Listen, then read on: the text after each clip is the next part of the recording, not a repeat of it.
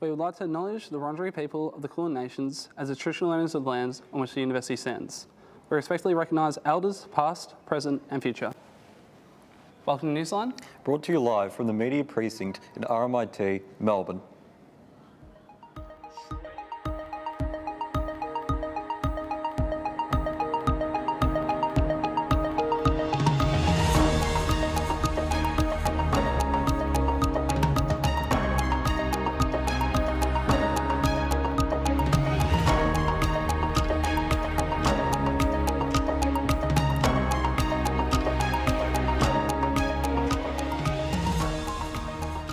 Hello and welcome to Newsline. I'm Adam Miller. And I'm Raf Gerster. Today on the program, we'll be having a look at the rise of prescription cannabis and the efficacy of the AFL's illicit drug policy.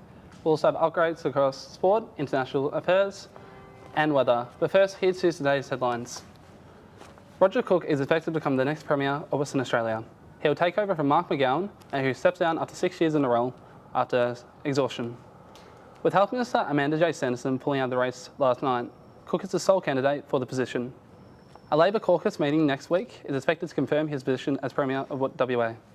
The families affected by the Hawthorn racism investigation are set to take their claims to the Australian Human Rights Commission. It is expected that they will pursue claims against former coaches Alistair Clarkson and Chris Fagan, as well as ex-welfare manager Jason Bird and the club as a whole. The news comes after the AFL concluded its long-running investigation into allegations of racism at the club between 2010 and 2016. The league had no findings against Clarkson, Fagan or Burt. Bruce Lerman has dropped his lawsuit against News Corp. The former Liberal staffer will not receive any damages after settling with the media company. The articles which caused the defamation proceedings in the first place came on the News Corp subsidiary, newscorp.com.au, with an added editorial note included. They will remain on the site. Brittany Higgins had accused Mr Lerman of raping her inside the office of then Minister Linda Reynolds at Parliament House in March 2019. Lerman maintains his innocence. Ryan Smith has resigned from Victorian Parliament today after 16 years as Liberal member for Warrandyte. Smith cited the increasingly negative tone of politics both internally and broadly as the reason for him stepping down. Smith's retirement will lead to a by-election in the region. Federal Liberal Party Vice President Caroline Inger has already been touted as a potential candidate for the party. Smith had won re-election in last year's state election with a 47.3% first preference vote. A midnight meeting of Latvia's parliament had resulted in an unexpected public holiday. The national holidays gave Latvians across the country the chance to celebrate the country's bronze medal at the recent Ice Hockey World Championships. Christian Runes, who is now a national hero, scored the overtime slapshot goal which gave his side a 4-3 victory over the USA. Thousands congregated in the country's capital Riga to welcome the players home and celebrate the first ever medal for the Baltic country in the sport. Now to our first story. In a bid to protect minors from the potential health risks associated with vaping, the Australian government has cracked down on the importation of commercial e-cigarettes. However, the ban raises concerns over unintended consequences to adolescents who have already potentially developed nicotine addictions. Here's Eliza Freeman with the story. Vaping has been growing in popularity around Australia. This has prompted the government to prohibit the importation of non-prescription vaping products, even those without nicotine. These restrictions give rise to important questions, like what will happen to children who may have already developed a nicotine addiction? Will the further restrictions just push the lucrative industry even further underground? Becky Freeman says many young people who were initially attracted to the packaging and flavours of vapes now likely have nicotine addictions. Those who do vape have 3 times the risk of going on to be a smoker. Initially, they're curious about what that head spin from the first time they use nicotine feels like, and then of course they go on to be addicted to nicotine. Professor Wayne Hall says people, including minors, will be driven to the black market or smoking if they are not provided the support they need. There's just this naive assumption if we just ban things, they'll go away.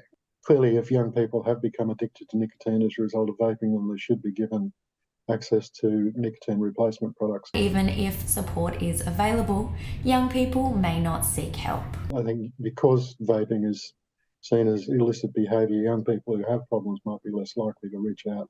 It is important to note that the possession and sale of all commercial vapes containing nicotine has been banned since 2021. However, vape nicotine retailers have continued to operate with little or no regulation, fueling the rise in nicotine addiction that some are calling a vaping epidemic. Health Minister Mark Butler says the previous ban attempted to prohibit an addictive product with no support to quit.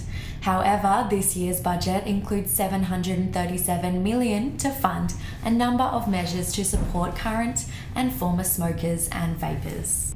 While the government has taken some measures to address the issue of vaping-related nicotine dependence, it has not yet been specified what support will be available to children who are addicted to nicotine through e-cigarettes.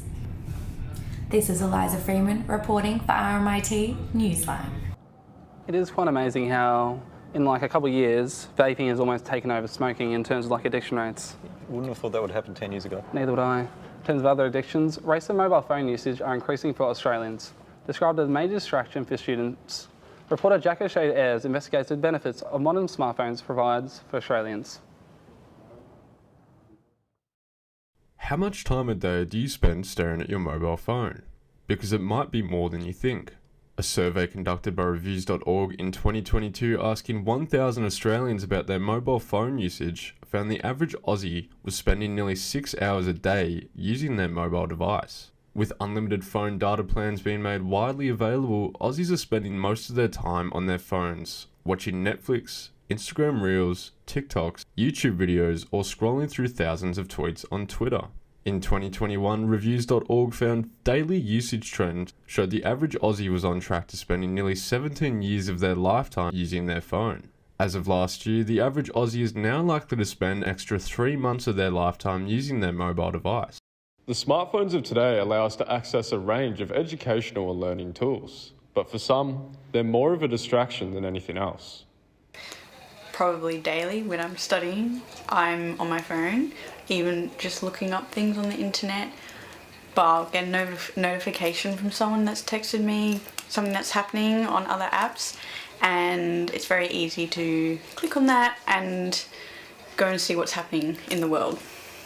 Statistics show the average Aussie checks their phone almost every 8 minutes. The apps Aussies are spending most of their time using are Facebook, TikTok, and Instagram. According to reviews.org, 48% of Aussies have also reported feeling anxious if they left their phone at home, but others are feeling the benefits of taking a step back from the online world of social media. I think that your phone should be less than 10% of your day. I think that there are great benefits that can come from it, but when it's being used in excess, then it can take you out of physical reality and take you out of the momentum of life. Jack O'Shea Ayres, Newsline. We're heading to a short break now. Coming up, we'll be hearing about an event for Melbourne's thrift lovers. Stay with us.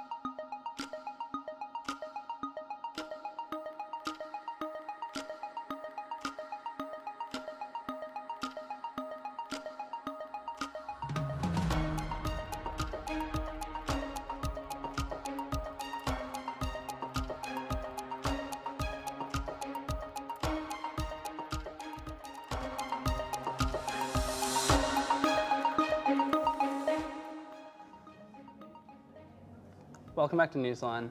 Fashion and Thrift Society held a market at the Melbourne Convention Exhibition Centre on the 13th of May. The Society is Australia's biggest pre-loved and vintage market and holds only a handful of events in selected Australian states a year. Sarah Hadid with more.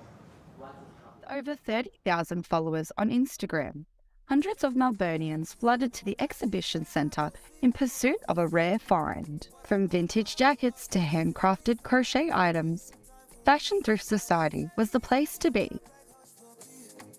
In between shopping, people lined up to capture a special moment in the photo booth. And even experiment with a 360-degree video booth.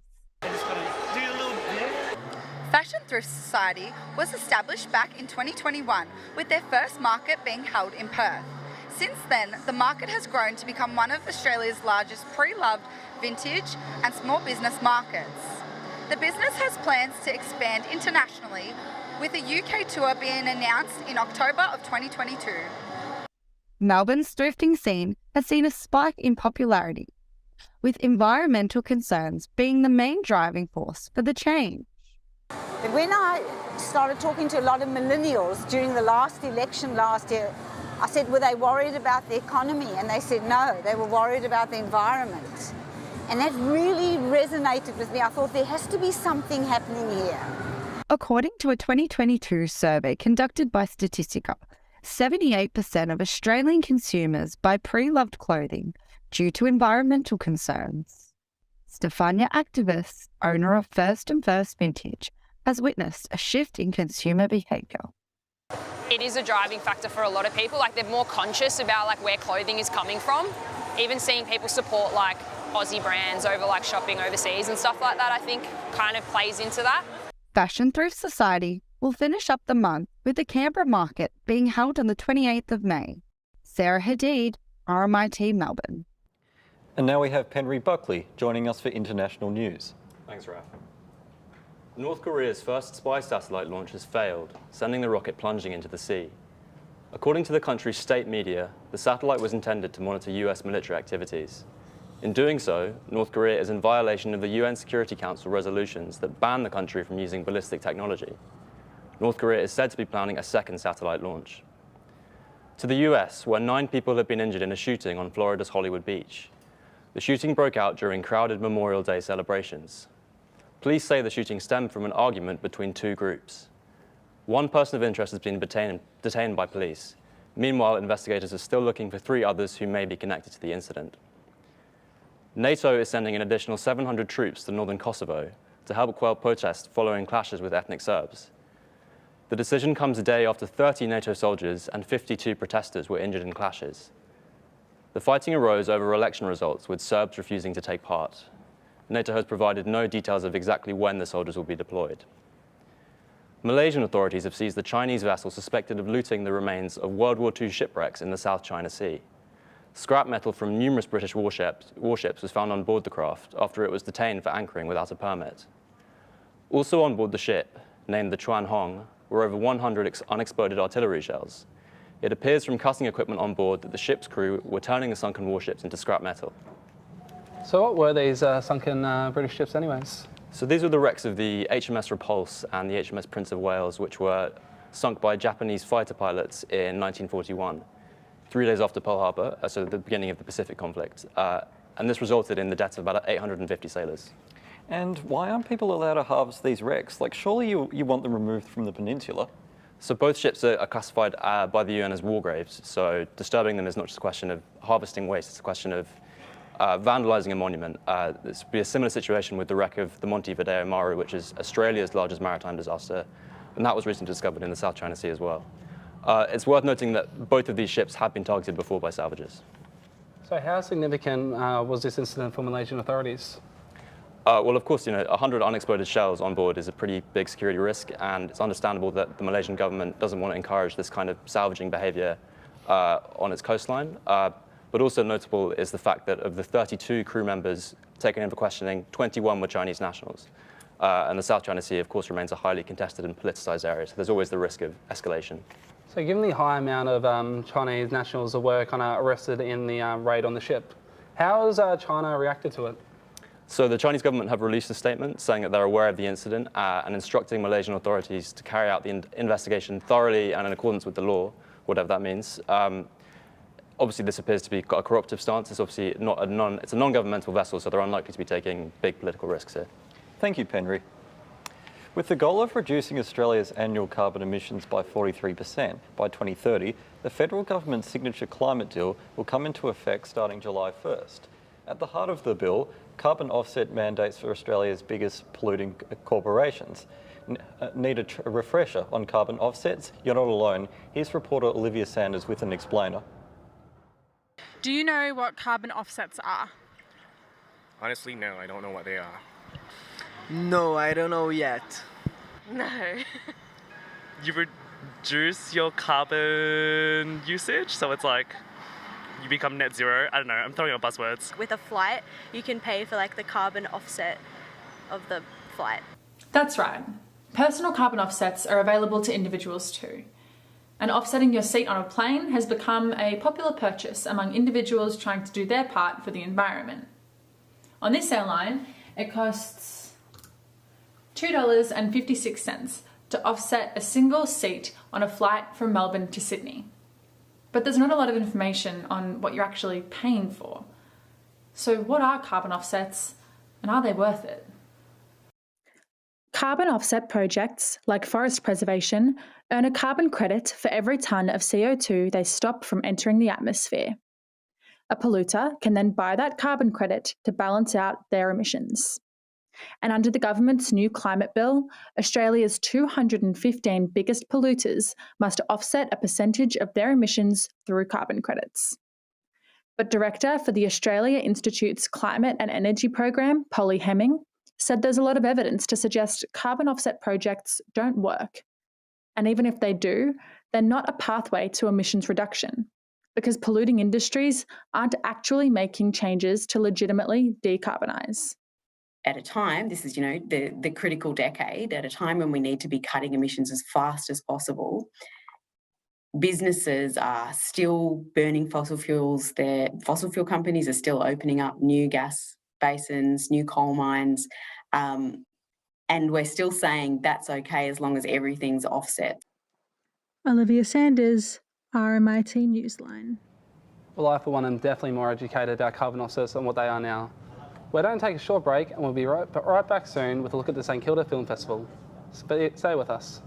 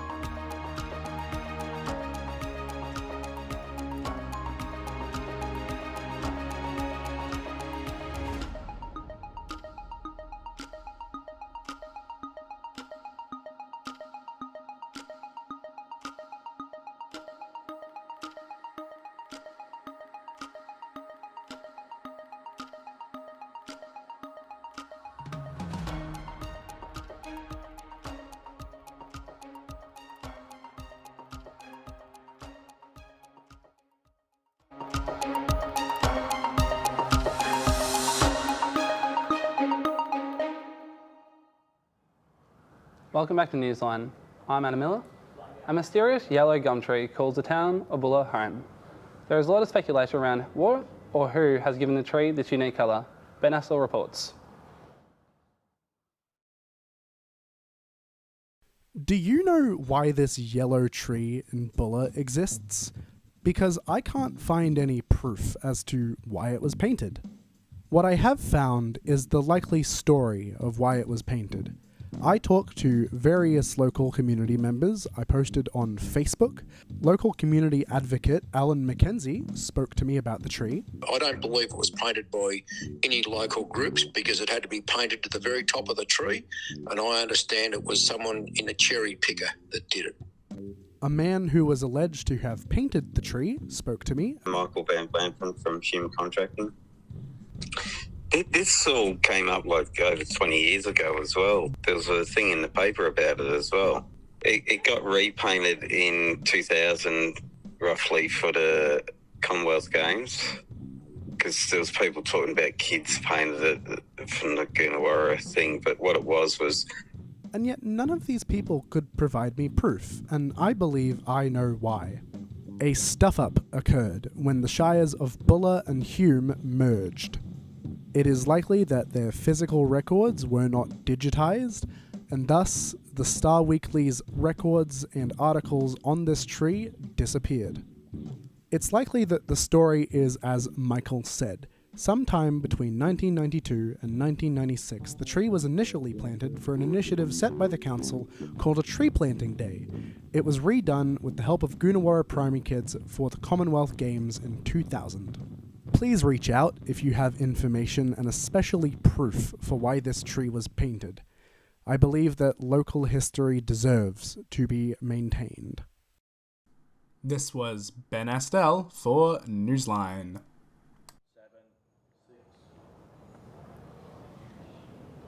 St Kilda is getting ready to host the annual St Kilda Film Festival, which starts tomorrow night.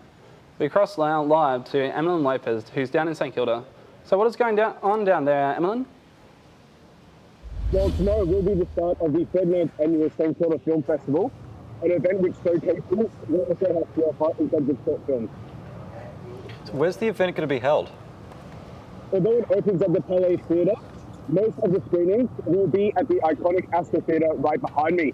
It is the only active single-screen theatre still in Melbourne that maintains a historic legacy through regular screenings. Although from tomorrow night up until June 12th, it will be the host of many Australian short films. So what kind of films can we expect to see there? In terms of genres, you've got a whole bunch of different kinds. You've got some drama, some comedy, some family films, some animation, even some horror and some LGBTQIA plus friendly films. So no matter who you are, there will be something for you. And there is an almost even split of male and female directors, so there's a nice diversity among all sorts of cast and crew for these films. And standard traditional films are not all that we'll be showing. Filmmakers have found a very unique way of telling their films through tabletop games, video games, and even virtual reality experiences. So if I wanted to go and watch a few films, how much money would I be spending? So if you want to go to tomorrow's opening night, you will be expecting to pay $38. After that, if you want to go to a 3-session, you can buy a 3-session pass, which is valued at $40. A 5-session pass is valued at $60. And if you're a film fanatic and you really, really want to see everything you can get, you can buy the festival pass for $90, which will grant you access to every single session at the Palais Theatre, at the Astor Theatre right behind me. So is there anything these film fanatics should know about the festival? Well, it's in fact a competition. So it's not just for movie fanatics, but these filmmakers and actors are all competing to get some awards. There are some standard awards such as Best Actor, Best Director, and Best Comedy, stuff like that. But there are also more niche awards such as the under the radar Best Youth Film, Short Film, and Most Positive Aging Image of Aging Award. So there are, it's a really great experience for everyone.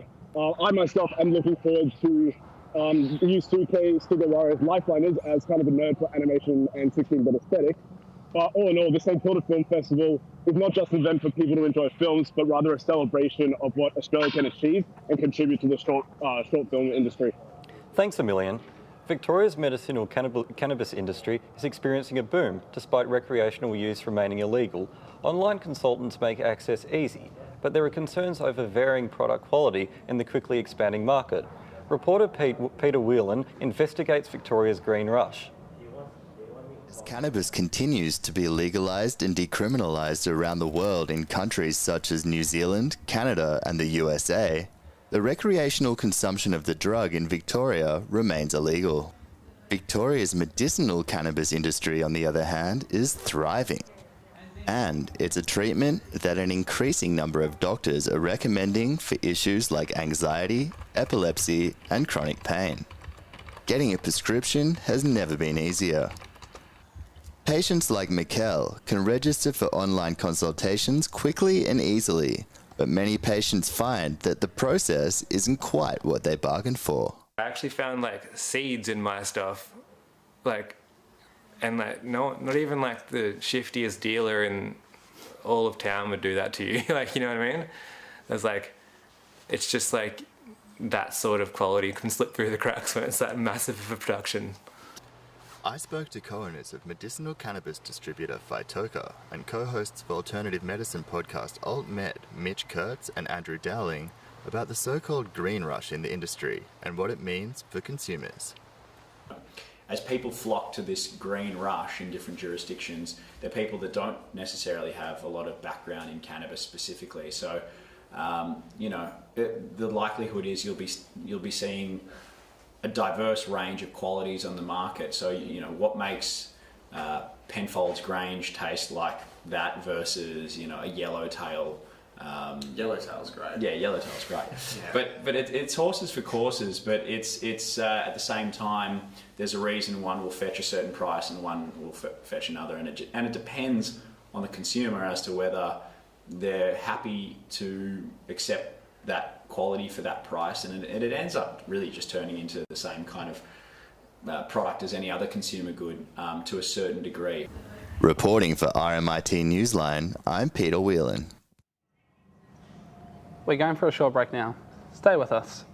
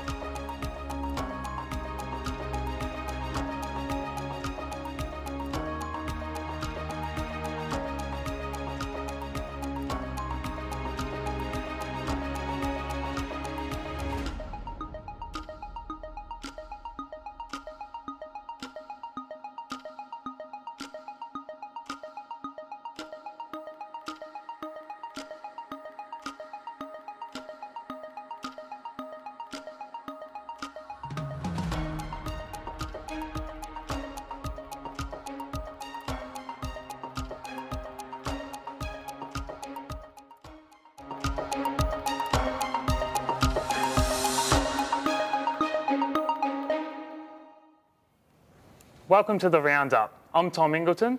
And I'm Jack Ward. In the Roundup, we're going to take a look at some of the biggest stories across arts, tech, and political cartoons. But first, let's check out what's making news around the world. The New York Times is covering drone strikes damaging buildings in Moscow. The drone attack is a sign the war is increasingly reaching the heart of Russia. The Ukrainian capital Kiev has faced a barrage of attacks in recent weeks that have put the city on edge and tested the country's air defences. The Times is also reporting on the decision by Governor Ron DeSantis to oppose the debt ceiling agreement struck by US President Biden. The American Congress has just days to raise the borrowing limit before the government goes into default on its debt. Across the North Pacific, the Japan Times is leading with the news the country's Prime Minister has seen a boost in popularity, fueling rumours of a snap election. The Defence Ministry has given the order to shoot down a North Korean missile expected to send a satellite into space if it threatens Japan's territory. And a clinical trial for a drug to assist sufferers of acute strokes has hit a snag, prompting a crowdfunding campaign. Shifting to South Africa now, the Cape Times is reporting on the Western Cape government severely slashing funds for child protection services. Several offices have already closed and more will follow suit as many are already running at a deficit. And a story about a primary school governing body disallowing an 8-year-old transgender boy from wearing a male swimsuit because it may cause social discomfort. The decision has been met with outrage by human rights organisations. On the other side of the globe, the Irish Examiner is highlighting how government officials are still working on an allocation policy for rapid-built modular homes. They're set to be ready for Ukrainian refugees in just days, but it's unclear how the process will unfold. And professional rugby player Keith Earls has returned home with his Munster peers after winning the United Rugby Championship title in South Africa. Over to Canada now, the Vancouver Sun is reporting on the man who has pled guilty to fatally stabbing a woman to death and injuring 6 others. And a truck has hit an overpass on the Trans-Canada Highway. Industry observers say it reinforces the need for better training and more oversight to deal with what has become a chronic problem. And finally, the Gulf News in Dubai is reporting on the United Arab Emirates unveiling an ambitious space program. The 13-year exploration will study 7 asteroids beyond Mars, and the paper is also covering Iran's supreme leader, who says he will revive diplomatic relations with Egypt. Ties between the two countries soured in the late 1970s after the Islamic Revolution in Iran. And that's all for today's front page world news. To tech news now, and the e-Safety Commissioner has criticised the slowness of Twitter to respond to Australia's online safety issues. Julie Inman-Grant said it took months and multiple follow-ups for Twitter to act on concerns of child abuse material posted on the platform. We are joined now by tech reporter Tim McDougall. Tim, Twitter has 330 million monthly users and one of the largest companies in the world. So why is it difficult for Australians to get a response? Well, in October of 2022, when Elon Musk took over the company, he really had a restructuring. So what's that meant is that 7,800 of the staff have now been reduced to 1,500. And many of those are people who are part of the content filtration team. So what that means is now there is only one public policy content in the entirety of Southeast Asia. And that means it's extremely difficult for the Australian government to contact anyone from Twitter if they want to receive or take down content on the platform. In addition, this is a trend that looks likely to continue. So Twitter recently pulled out of the voluntary EU code for disinformation, which aims at preventing profiteering from fake news and disinformation. So it really is a volatile time for social media on misinformation. Sure sounds like it. So last month, Turkey was able to get Twitter to take down negative Twitter commentary about their president during their election campaign. So Tim, why are other countries able to successfully take content down whilst Australia still struggles with the issue?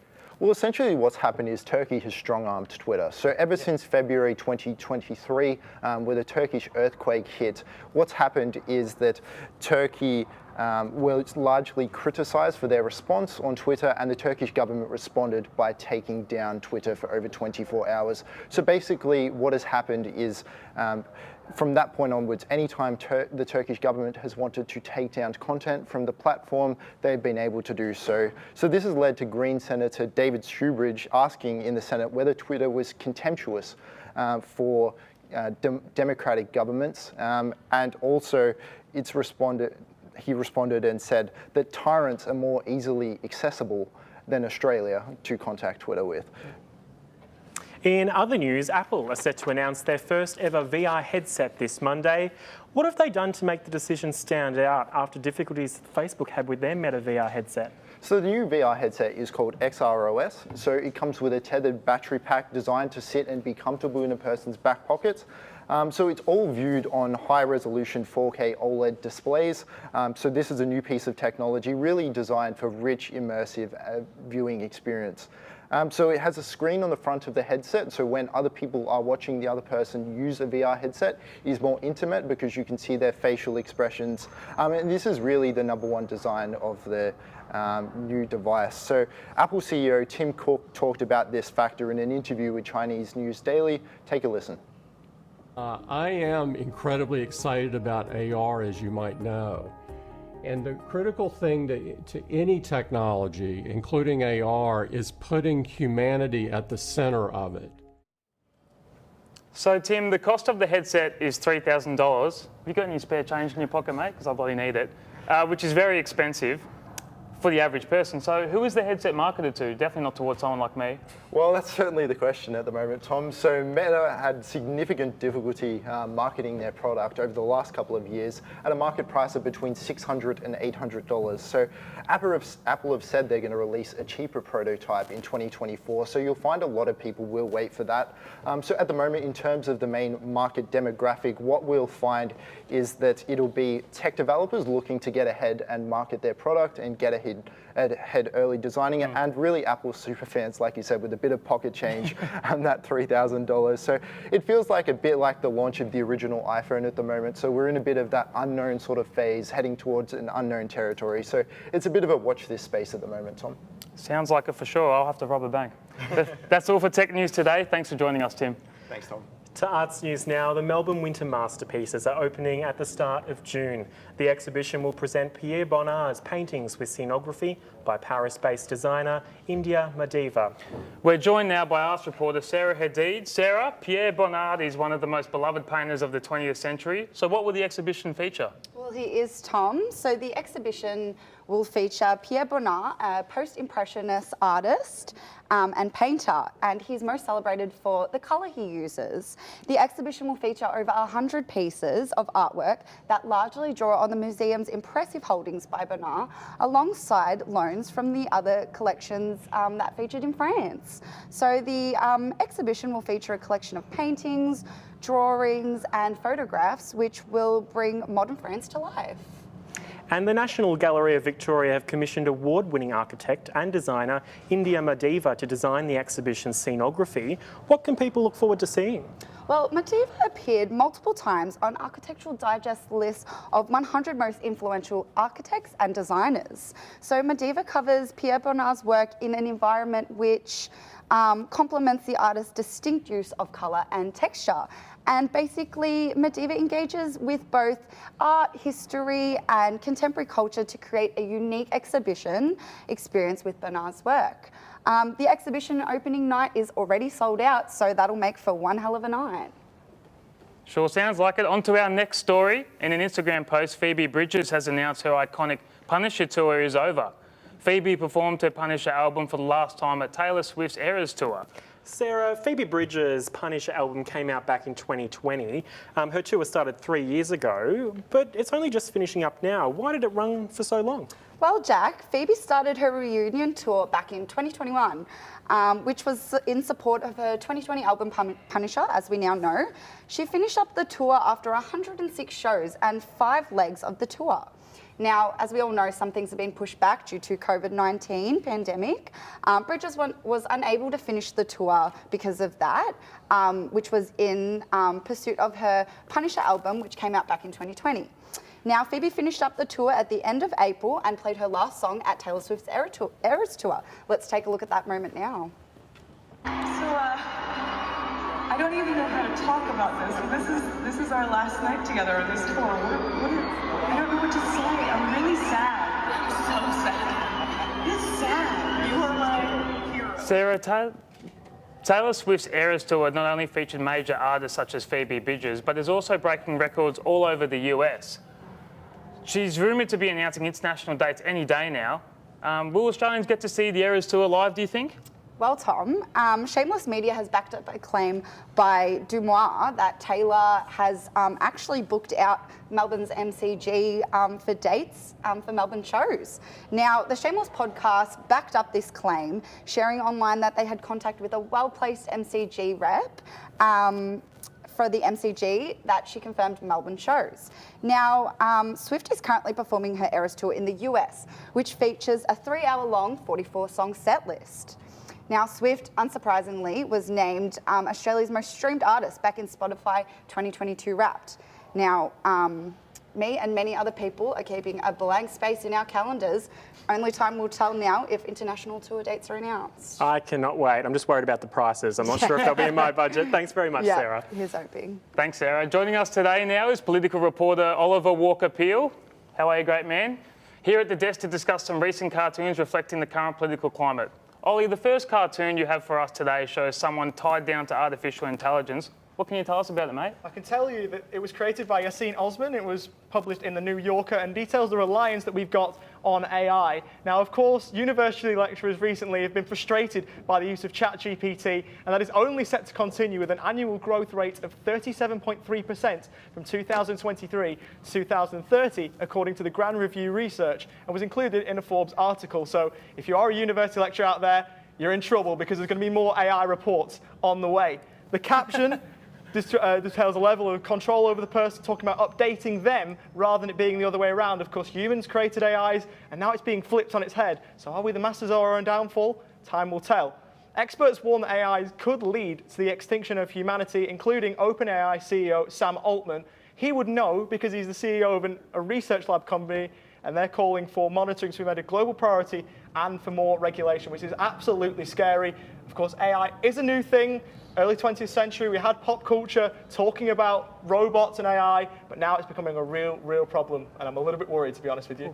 So am I. It's very, very scary. You have a second image, which is from closer to home, showing Peter Dutton holding up a record of his greatest hits. Tell us more. Well, greatest hits is an interesting way to put it, Jack, because Peter Dutton is a bit of a notion of insanity, doing the same things over and over and over again and expecting different results. He's tended to get the exact same ones, which has frustrated a lot of people. Now, of course, he is the current leader of the opposition. He took over from Scott Morrison in that role after he lost the recent election to Anthony Albanese. It refers to Peter Dutton's strong opposal of The Voice. Of course, we've got that referendum coming up soon. He claimed that The Voice would re-racialise Australia, claims that were rubbished by Anthony Albanese in Parliament last week. He's known for his divisive politics, has history of inflaming issues, and he also has a history of opposing everything his opposition says, which, given that he wants Anthony Albanese's seat, that's to be expected. Good old Peter Dutton. We continue to watch this story unfold as we draw closer to the referendum. The final cartoon you have for us depicts ex-British Prime Minister Boris Johnson. Here he attempts to erase elements from the UK's coronavirus crisis. What do you think this symbolises, Ollie? Well, as a Brit, this is going to be very, very interesting to cover. So this is authored by Dave Brown of The Independent. Boris Johnson took office in July 2019 from Theresa May and was succeeded by Liz Truss in September 2022, who was then succeeded by Rishi Sunak in October. British politics, hey, there's always something happening, the gift that keeps on giving. Now, Boris Johnson famously announced stay-at-home orders in March 2020 when he proclaimed, "You must stay at home." Of course, those famous words uttered in front of the British flags. And then there was Partygate a couple of months later, where he contradicted those claims. May 2020 was the first of them. He claimed that there was no parties, including last week when he said that the claims were a total load of nonsense. There was parties in May 2020, and then parties in December 2020, known as Wine Time Fridays. If you have a look at the graphic, there is wine stains all over the papers, and he was referred to police in May following these parties. What do you think he's drinking at that party, mate? I'll tell you what, I'm not sure. I don't know Mr. Johnson personally, but I'll tell you what it isn't. It's definitely not Corona. Oh, boy. Thank you, Ollie, for breaking down those political cartoons, mate. Pleasure to have you in. Thank you for having me. That's our roundup for today. Thank you to our reporters, Tim McDougall, Sarah Hadid, and Oliver Walker-Peel. For the roundup, I'm Tom Ingleton. And I'm Jack Ward. We'll be back with the weather, sport, and more stories after this short break.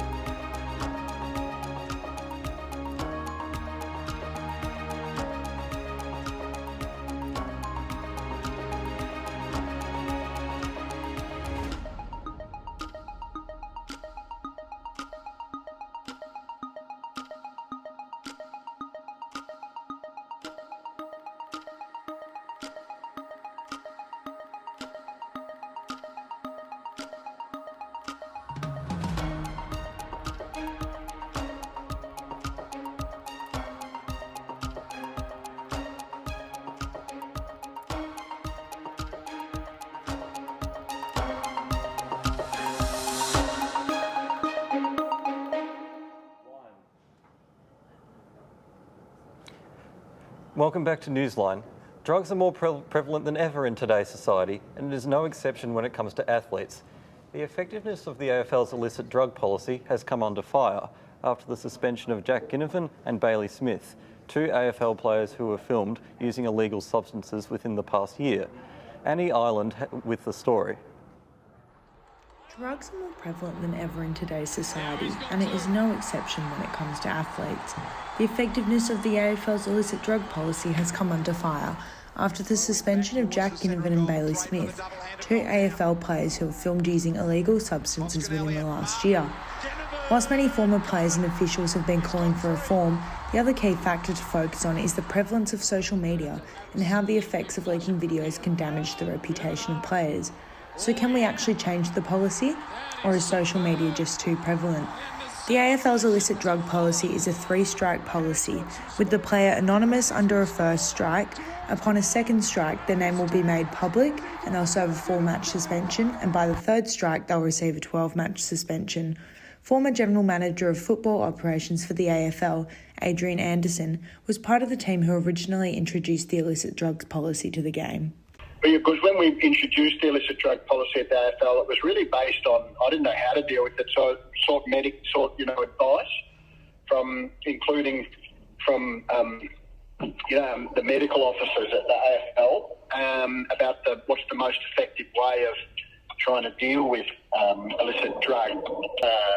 It's a bit scary, I think, for people who are in the public eye these days, that things like that, anything can be basically recorded while you're out and about, and they just have to be conscious of that. We can't control what people post on social media as they are legally granted access to these platforms. The drug policy needs to reform in order to produce protections for the players who do indulge in substance abuse. After all, one player is punished when 50 more could be doing the same thing. Annie Ireland for Newsline. Concern is growing within Melbourne's LGBT community about the rise of protests by the My Place group. Some members of the community are starting to fear for their safety and reputation as the movement begins to become more aggressive in their protesting. Adam Miller reports.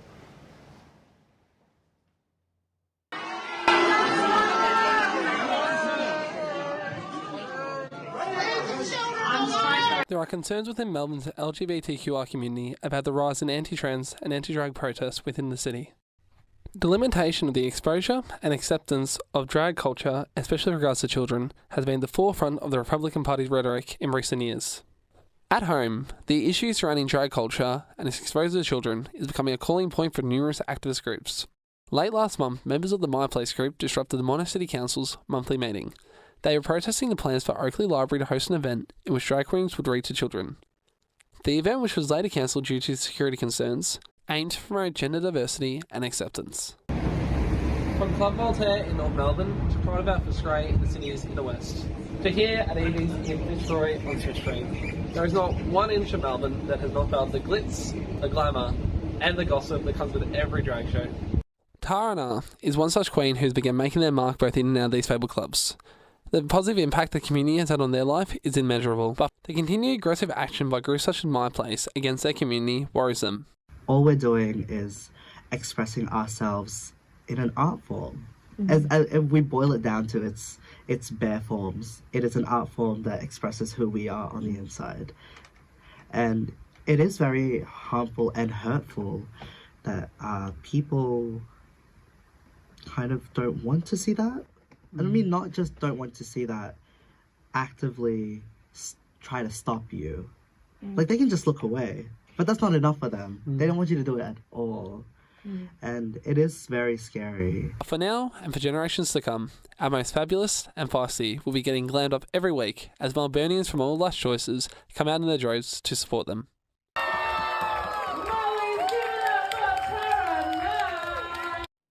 It's time for sport now, with reporter Annabelle Fleming joining us for the latest updates.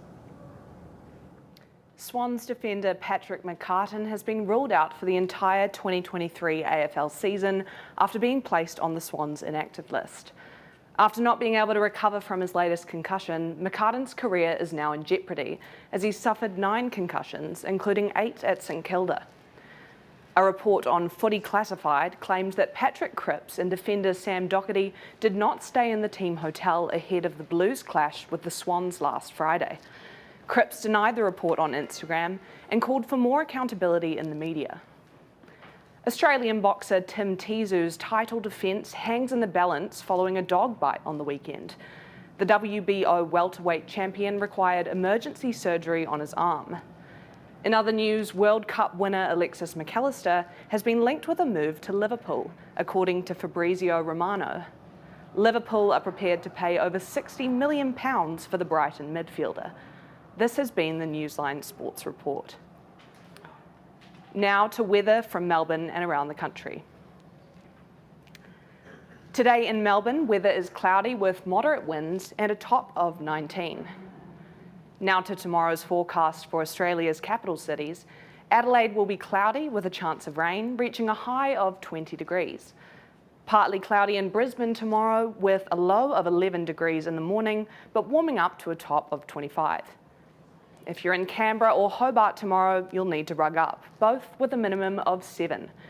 Canberra will get up to a high of 17 and Hobart 13, both with a fair chance of rain.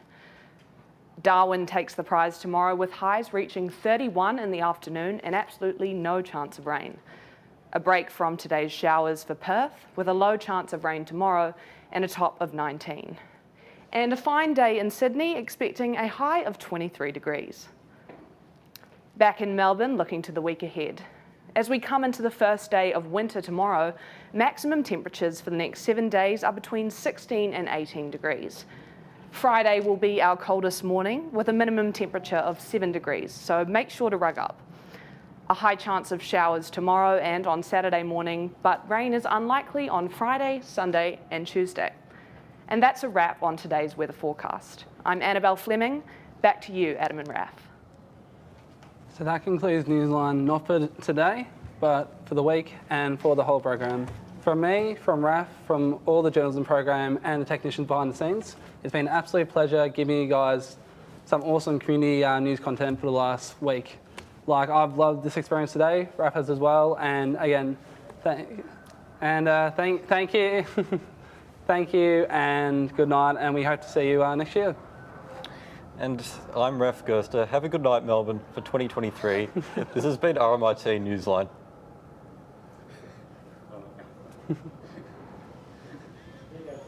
Mm-hmm.